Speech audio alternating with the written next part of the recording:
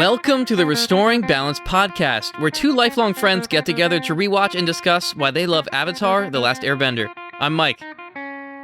And I'm Jim. Today we're discussing Book 1, Episode 18, The Waterbending Master. Have you ever started watching an episode of something and we're just filled with this impending dread about how good it was going to be? Like, you're afraid of just simply how good the content is about to be. Interesting thought. Mostly I just knew that we were going to have to talk about it, and I was like, there's just too much to talk about. There's too much. It's like, look at that guy. And what's this guy doing? I feel that way about Season 2 coming up. Those episodes are daunting. It's just going to be essays of note-taking every time we watch an episode. And Lord knows you already write essays in yours. At least that's what it feels like. Yeah. I got a lot to say. What can I say? I mean, we're getting close to absolute gold with the second season. And I think it's already begun, because this episode was great. We have the 2-part finale next. Stay tuned, listeners. Mm-hmm. And then we're going to actually do a few bonus episodes for the listeners as well. I'm actually really excited about those. Are you planting a seed right now? Dude, quit it. Get out of my garden. How did you get in here? Can't wait, man. Yeah, be on the lookout for those. You're right, though. This episode was very densely written, just like a lot of the Season 2 episodes. It feels like we're finally there already.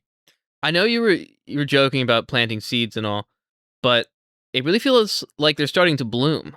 Absolutely. Katara's necklace has fully come to fruit at this point. Yeah. Like, we have seen an entire life cycle with this necklace. Episode 1, she's wearing it. It's a memento from her grandmother. Throughout the season, it becomes a symbol of the hunt for the Avatar, of, like, emotional manipulation. And now, finally, we learn its true nature. Yeah. And you just reminded me, bringing that up, I forgot that there was more going on with that necklace. And last time we talked about it was when she got it back in the pirate episode. And guess who's in this episode? The pirates. The pirates are back. That was honestly jarring to see them in that little room with Zhao. I remember being surprised about seeing them again, because when I first watched the show, I felt like they were just a one-off thing and we weren't going to see them again. It makes sense because they hate Zuko after what happened to their ship and all their stuff. And the necklace really has an important role in this episode. It not only expands the world culturally, but it prompts a character change in this episode as well. Yeah, Pakku. Yeah. The thing with Pakku, though, when they're facing down at the end of the episode, Pakku defeats Katara after a valiant effort from her, but he is a master, of course, and her necklace has fallen off during the fight, and he realizes it's the very same betrothal necklace he made for Katara's grandmom. This is my necklace. No, it's not. It's mine. Give it back. I made this 60 years ago for the love of my life, for Kama. But here's what I don't understand. The next time we see Pakku, he's welcoming Katara to practice in the morning. What exactly about that previous interaction made him throw off his cultural norms and embrace Katara to teach her? He remembered that her grand dumped him and went across the entire globe? Like, how does that fill him with the need to teach her? Well, maybe he never knew why, and Katara just told him. She was speculating. When she was talking, I was like, Katara, you're making a lot of leaps in logic. Like, you're kind of just telling the story you want to hear. She's like, wait a second. My grand didn't want to participate in your barbaric society. She what a brave woman. It's like, okay, hold on. You literally told me she never said anything to you. Sounds like wishful thinking to me. Interesting. The thing about Pakku is he gives up on his sexism in the end, which, good on him. I appreciate that. Very nice. You know what? This show starts with sexism, and the first season ends with sexism. Now, that's beautiful, I think.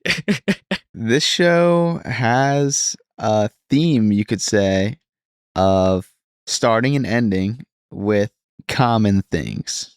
The first example that comes to mind for me is the second season, we're going to get a gift from Master Pakku, and that gift is used in the last episode of the second season as well. Dude, well, quit teasing me. What's the gift? It's that good water. Oh, that good water. You didn't tell me. You didn't tell me it was that good water. Yeah, dude. Special stuff.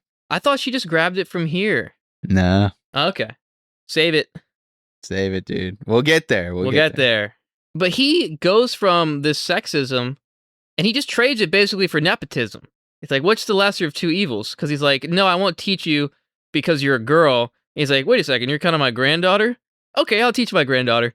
It's like, this guy's just selfish. Well, I feel like it's culturally the reason at first, and he just likes to be mean about it. He's a jerk, and he's proud of it. Yeah, he is. He's a curmudgeon. I mean, his love of his life left him and flew across the entire globe, so... He knows he's nasty. Yeah. Nobody ever should have given him the title of master because it went to his head, for sure. Is he in the White Lotus? Yes, he is. God, they can't let him in. Well, I welcome him in now that he has changed his ways by the end of this episode. Yeah, I appreciate it, but I think all the other girls in the Northern Water Tribe still can't train under him, so don't give him too much credit.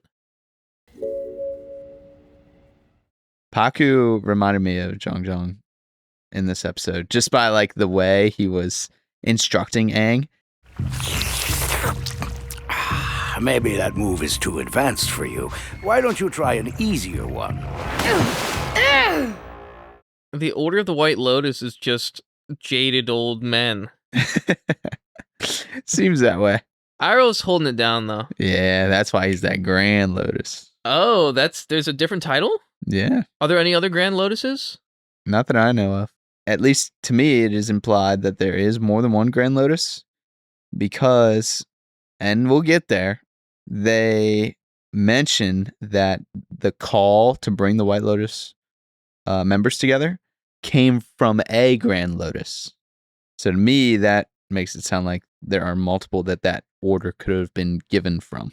I could see that. The way that Katara stood up for herself in front of this Waterbending Master was, one, inspirational. I was going to say it showed a lot of growth in her character, but it didn't because she did that in the very first episode. But I guess I'm just still impressed that she knows what's right and like sticks up for it. And then Aang was standing up for her too, even walking away and saying he wouldn't train with Pakku. I appreciated Pakku still hit her with some blows, but like into a puddle of water instead of on the cold ice. Yeah, it showed that he had mastery over it. Like, it was clear that he was winning, right, and had full control, but that he was impressed with her ability to like change the medium of the water and like creatively dodge and get around. But I was referring to when they were initially trying to get Katara to train under him, and then Katara, which I thought it was a very mature move, she said to Aang like, You can't risk your training for me. You have to learn from Master Pakku, even if he is a big jerk. Yeah, and that maturity carried over into her entry to the healing session as well. She finds herself surrounded by younger girls, and even though that might feel embarrassing, she sucked it up and made the most of the session. do you think the implication is that when they're young, they get a little bit of instruction on healing and then they just move on to doing like normal jobs and there's no more waterbending training for them? Because otherwise, couldn't she just be in like a teen session? Right. Or an adult session because of her skill level? I think it would make sense that when they're little girls, they get to do a little dabbling and then they have to go do whatever it is women do in the Northern Water Tribe. Not really sure what they do if they're not allowed to waterbend, since you can't even basically go through doors without waterbending. Yeah, in a city like this. Do we know who came up with the settings or like the designs of the cities? Because Avatar outdoes itself with every new city we see. It's crazy. I can't wait until we see the upside down air temple. That's the Which one is it? Eastern Air Temple. Nope. God, I only had two to choose from. Because we just saw the northern and the southern's where Aang's from. Yep. Is it Western? Yep. Fine. The eastern one is the one that Guru Patik is at. I just assumed he'd be in the west because, like, that's like where super chill people go. Out west. Of course. But yeah, do we know who designed these places? As far as I'm aware, it was a group effort. This episode is written by Michael DiMartino, and with collaboration from Aaron Ehas. of course, because he's the head writer, but I gotta imagine that they made some extra time about how those cultures are going to integrate their bending into their settings. And here they do it just perfectly, in my opinion. It feels a lot like I'm going to Ba Sing Se, but like water and ice version. Right from the wall to get in. They're bending all the walls out of the way. Yeah. You can't go through that wall without getting through using the bending that's specific to the nation. Like when we go into Omashu, they earthbend the walls to open them, and the team walks through. Yeah, I never Same thought about exact that. thing. And they have to have these walls because of the Fire Nation, because there's technically still a war on. Yep. Because it seems like a big inconvenience, honestly. They had teams of waterbenders operating these doors. Yeah. Kind of crazy. It was really cool, though. Like those lock chambers to change the level The water of locks the water. Yeah. and the water elevators. Yeah. It was freaking awesome. And then obviously you have the canals to get through the city. You have the water fountains. To me, it felt like a Minecraft build, to be honest. And hear How me so? out. Hear me out. One, I don't know, the vibes of like, there's a lot of flat areas and it was pretty sparsely decorated. Like, we could have had some more. If we have mastery over waterbending, surely we could craft sculptures wherever we wanted. They had fountains and stuff, but they could just have really detailed architecture because it's all built out of ice. I feel like I saw a good amount of like totem pole looking. There were totem poles, there were swirls, but we could have gone deeper. Yeah. But also the fact that everybody in there, everybody in quotations, has the ability to easily modify their terrain at will. Just like knocking a block out and putting down a new block. It's just like, we'll just waterbend this wall out, put in a new wall. Yeah. I'm telling you, dude. Like, this setting is so perfect for the waterbenders. It's like a better version of earthbending, to be honest. Like, Pakku, Yeah, Just- definitely better. he just makes a chair when he's listening to Aang and Katara rant about how girls can't waterbend. Yeah. He's like, let me just give myself a seat for this one. Ultimate disrespect. Literally. He's like, let me know when you're done. I'll put the chair away. I bet the city feels one note to me because it literally is only made out of ice. Mm-hmm. The Earth Kingdom, they live on dirt and they build a lot of stuff out of rock, but they have other materials. They utilize some wood. They use like reeds and grasses and fabrics, but literally everything here is ice, which Yeah. is cool, but also it's cool. Are they not freezing? I don't know. I guess we do have to remember the good old-fashioned igloo. Ice is not necessarily as cold as we think it is. It's a good insulator. And they got those big old puffy jackets.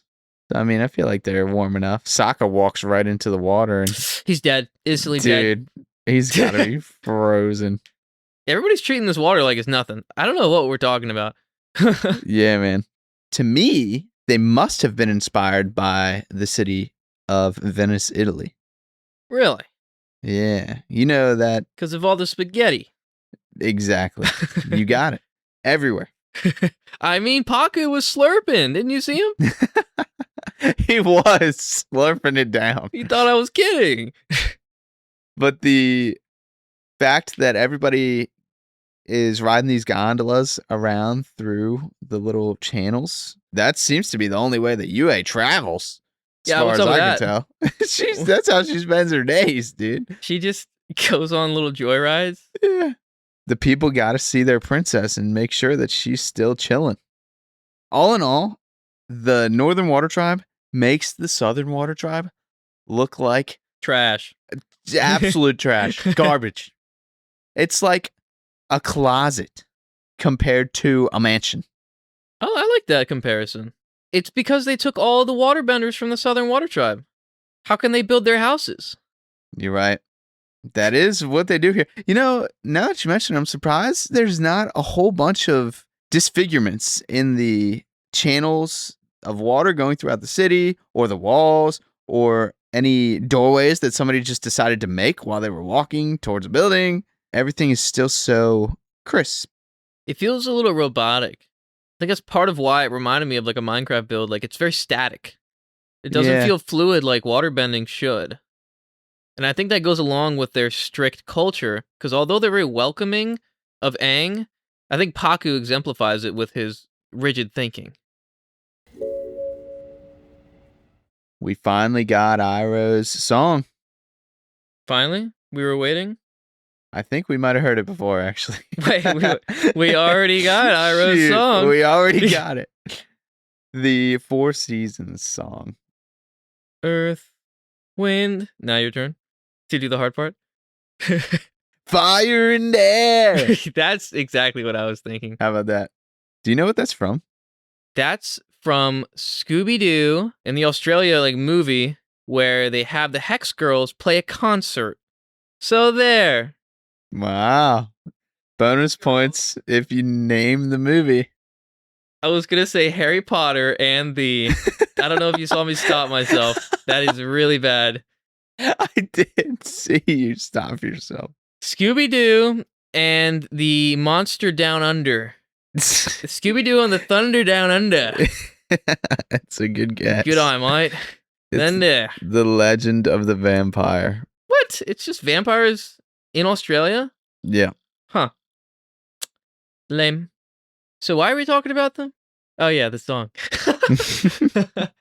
Iroh's song is what? Summer, Earth, what? Spring. Winter. Spring. Yeah, what comes after winter, Mike? I want to say spring. There's a cycle, if you can believe it. Summer and fall. Winter, spring, summer, and fall. I felt like the voice actor was trying, I don't know if this is rude to say, this might be an insult. Don't you talk bad about Mako over I'm there. so sorry. Was he trying to, not present himself as a singer? He could just be, not a singer guy and, was just having a good time. Because it felt like his voice was, cracking or breaking a little bit. I think it's a testament to his voice acting. It makes it definitely feel more real. Yeah. I believe Iroh's just, an amateur singer who just does it for the love of the game. Yeah. I agree. Greatest sacrifice. Making yourself seem like a bad singer for the art. Do it for the art, bro. Imagine he's just the best singer ever. I wouldn't be surprised with a voice like that. Iroh's singing is interrupted by Zhao. I don't know what about that was so funny to me, but I was dying. It was just the juxtaposition of Iroh just loving the moment, the two crew members dancing with each other, and then Zhao, so evil, his smirk, about to ruin everybody's day. Yep, he's excited to interrupt this chill, fun, relaxing time to say, hey, all of the crew, come with me. He ruined Zuko's day. Yeah, man, he just walks right into his room, too. And that same scene gives us a reminder that Zhao knows the Blue Spirit. Oh my god. I didn't know you were skilled with broadswords, Prince Zuko. I'm not. They're antiques, just decorative. To me, that's one of the most iconic quotes in the show. Zhao's eyes are shaking with rage. Or maybe he's bewildered. I mean, at the end of that episode, he does breathe fire out of rage. I mean, Zhao had the Avatar until this Blue Spirit came and ruined his entire time. Understandable. But did he really need to go try to assassinate Zuko immediately? Yeah, that was kind of wild, bro. He is operating on multiple levels right now. He's scheming to siege the entire North Pole. So he's coordinating with captains on captains, commandeering ships. And then he's making deals with pirates to assassinate the son of the Fire Lord. You would think of that act as treason. But looking at who's in charge of these things, being the Fire Lord, he would be for it. I think you bring this news to him, and it's a 50-50 on whether he assassinates Zhao or promotes him. Yeah, literally. It's crazy. But writing-wise, it enables Zuko and Iroh to split from their comrades on their ship to become refugees on their own after this season. That's when they get separated. Yep. I didn't know it was now. Yeah. Wow, so after this finale, that's when they head off into the Earth Nation. So they never get their ship back. Nope. Wow. What a jerk. Yeah, it's interesting too, because when you look at all of these things, there's a reason that they happen. Wait, I say they never get their ship back like he took it. He blew it up. Still a jerk. It's still a jerk, though. That's quite a bit of damage. It was incredible. Later on in this episode, we get Zuko's apparent death when Zhao uses the pirates as mercenaries to assassinate the prince. Watching this scene with Iroh running back to this explosion on the ship really hits hard in hindsight as a viewer who has seen the full show before, knowing Iroh's story. I mean, already it's bad, but it's even worse that it is now a second son of his, essentially. My heart dropped because the first thing Iroh says when he hears the explosion is just Zuko. Zuko! And he starts running back. And I wasn't even aware that it was because of my knowledge of the show that I could connect it. But in the next scene where Iroh is being offered a position by Zhao, one, it's disgusting how Zhao is acting. Because Zhao thinks Zuko's dead. But I could tell that Iroh was hiding something as well. And it's not just because I've seen the whole show multiple times. I like how that scene was done. The framing of Zhao confirming that Zuko is gone when he smiles. Behind his teacup. Right. Not only does it confirm that Zuko's gone, but it confirms that Iroh doesn't think Zhao is at fault. He's like, yep, it was the pirates. You can tell Iroh knows there's more to it than just the pirates. Yeah, Iroh also would have been way more torn up. Oh my gosh, yes. And he wouldn't have accepted the position from Zhao. No. One, he also doesn't like Zhao. He's just nice to him because he's nice to everybody. And two, the last thing he would want to do is be more involved in the war if a second child, in quotation marks, is taken by the war. I think he would become a recluse, honestly, if that were to really happen. He would have gone on his own solo journey through the Earth Kingdom, giving up all his worldly possessions. You can't keep me waiting to talk about the animals in this episode. Here we go again. Did you see that guy? Very first, you can't miss him. He's the first thing on the screen. Missed it. Sorry. What? It's the koala otter. Otter koala, dude. That's your first strike. That guy's cute. Yeah, he's a cool dude. And that's all I have to say. You don't have anything to say about the other animal that we see? Dude, that's all I have to say about the koala otter. Ah, okay. All right. Well, what about the other animal? They showed, when we got to the North Pole, sort of reindeer mixed with, I don't know, like a goat or some other, like an antelope, caribou mixed with something. Mm-hmm. Is that animal in Korra? Korra's from the Northern Water Tribe, right? She's from the Southern Water Tribe. Korra's from the Southern Water Tribe. What is Korra's familiar? Familiar? Dude, are we not speaking the same language right now? Her polar bear dog? Polar bear dog, okay. Nala. Nyla. Listen, I have approximate knowledge of many things. Nyla is the name of the sheer shoe. Dude, now you're just bullying me. Yeah. What's the name of the polar bear dog? I don't know. You're close though. It's Naga. I almost had it, dude. Leave me alone. But I think there's another common cold animal I that. don't think so. Mark my words, man. I'll mark them. Okay. Feel like sort of took the wind out of my sails, but there's one more animal that I wanted to talk about. Who did you want to talk about? Did you see that big crab guy? Huge crab guy. That was as big as an appa. Insane. They don't even talk about him. Nobody talks about him. Yeah, I honestly forgot about it. Nobody looks at him. Nobody's excited about it, too. I freaking love crabs. He gets put in a big pot, and then they don't even eat him in the shot. Yeah, as cold as this place is, we have this scalding bath for boiling a crab. And I would never see another crustacean again. Mark my words. I'm gonna mark them. don't mark know those. about that Don't one. mark those. This is tangential to animals because it's about Appa. I like how somehow they still address Appa with like fresh eyes with every episode. I don't know how they keep it straight, but they still take the time to make the Northern Water Tribe people be afraid of Appa because they haven't been around a beast this big.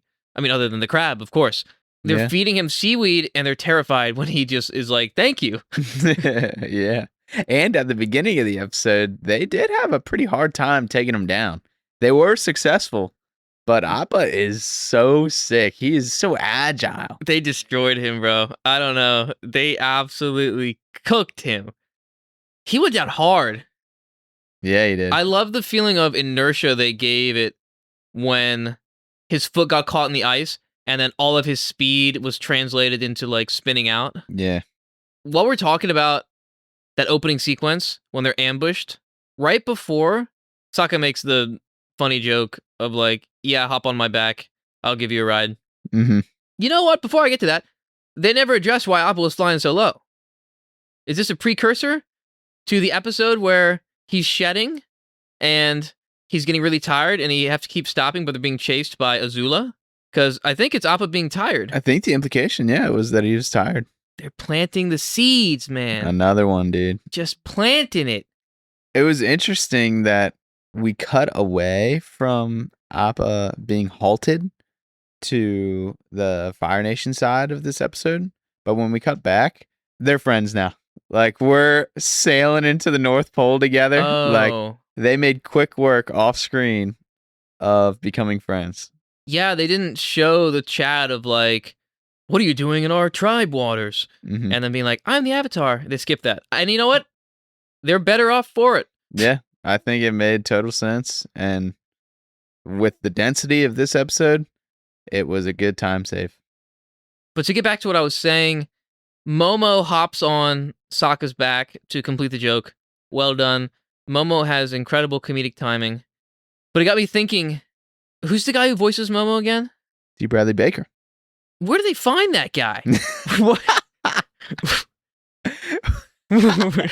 Out on the streets, man. He was just making Momo noises, rifling through trash. You're like, wait a second. You want a job? You and I were watching that one behind the scenes thing where we got to see him do a Momo noise, but it's just, we're looking at him. Oh my God. Incredible. He's making all the chitters, the chatters, the chirps, any other CH word you want. Yeah, impressive. I'm excited to watch the documentary and see, because I think that they are going to go into a little bit of his noise making. So if you guys are excited about that, I did mention we're going to be doing some bonus eps for celebrating the completion of the first season of Avatar. Lord knows it took us long enough. Yeah, we're almost there. But the plan is to watch that as well and do a little reaction. Oh yeah, the plans are in the works. We got a whole Google Doc going for one of them. Dude, don't tell them. They're going to make their own podcast. All right, dude, cut that. And they're going to do a better job.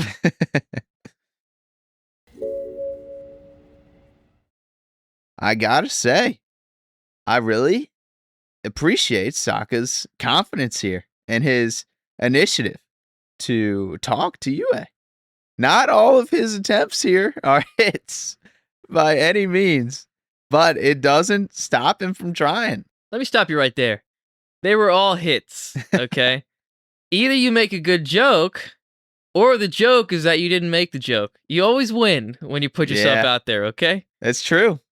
Miss 100% of the shots you don't take, or something like that. How's it go? That's it. That's Is it. it? You just sort of lost confidence halfway through. That's not it, dude. That's it. Ah, nice. He had a few lucky breaks, though. She sat right next to him at the banquet. Yeah. But he pounced. Yeah, immediately, without hesitation, he just started talking. Want to do an activity? Never have I related more to Sokka. Incredible. You know what's funny too is later on when she says, "Meet me on that bridge tonight." We are in a city that has a lot of bridges. It's all bridges, actually. They all look the same. I'm telling you, I remember seeing that scene and thinking, like, if I was Sokka, I might not leave. We can't risk it. Remain there the rest of the day. Because you're right. I can't risk forgetting which bridge it was and coming back and accidentally flaking on each other. He also has a great idea for Aang to just teach Katara what he learned that day. It's very simple, guys. It was perfect. That would be extra practice for Aang, and it would get around the rules. At least that was the plan. Until they try it on their first try. It was the first move, too. Yeah. It was the first move. Pakku was just there immediately. It's like he knew they were going to do that. Like, what happened? I was surprised to see him there because it's like late at night. Yeah. And I know that they were up at dawn today. Yeah, he did the same thing at the party. The party was like late into the night, and he said, "See you at dawn." It's like, when are we sleeping? Yeah. Pakku's line was hilarious. You have disrespected me, my teachings, and my entire culture. I'm sorry, You are no longer welcome as my student. The only thing I heard was he poisoned our water supply, burned our crops, and delivered a plague onto our houses. Yep. The exact same thing came to mind for me, too. It's like, Pakku, relax, man. Chill out. He didn't do bro. all that. Yeah. It's like, not yet he did. Are we going to sit around and wait until he does? Gotta love SpongeBob. And what was the deal with the king of the Northern Water Tribe or whatever the heck? I guess he was The chief. the chief. He has like 2 lines. He's mostly just shrugging when Pakku does something out of pocket. He's just like, I don't know. He's weird. Whatever he says. He's grumpy, I guess. Just do that. His girl left him, I don't know, 60 years ago. Hey, man. When you got the skills of Frozone out there, you can do what you want. He was kind of slipping and sliding. He was so sick. Something I really liked that they added was Pakku saying, You're moving the water around, but you're not feeling the push and pull. I'm trying. that really rung true to me. At least I compared it to learning guitar.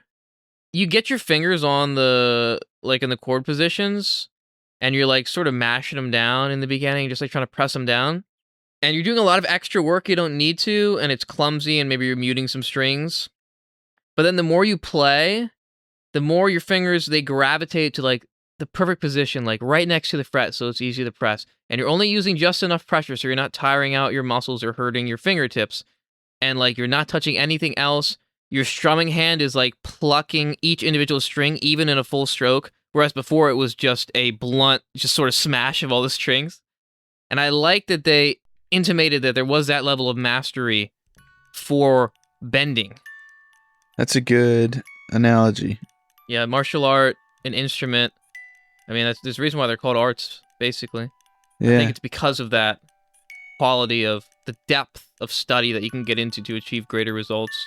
For anybody to develop a mastery of that kind, it takes more than a day.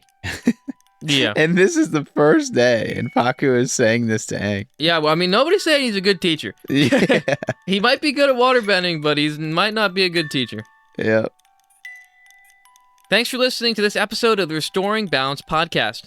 Leave us a 5-star review, and we might read it on air. And like Sokka, don't be afraid to approach the princess in your life. And don't worry, we'll cross that bridge when we waterbend it.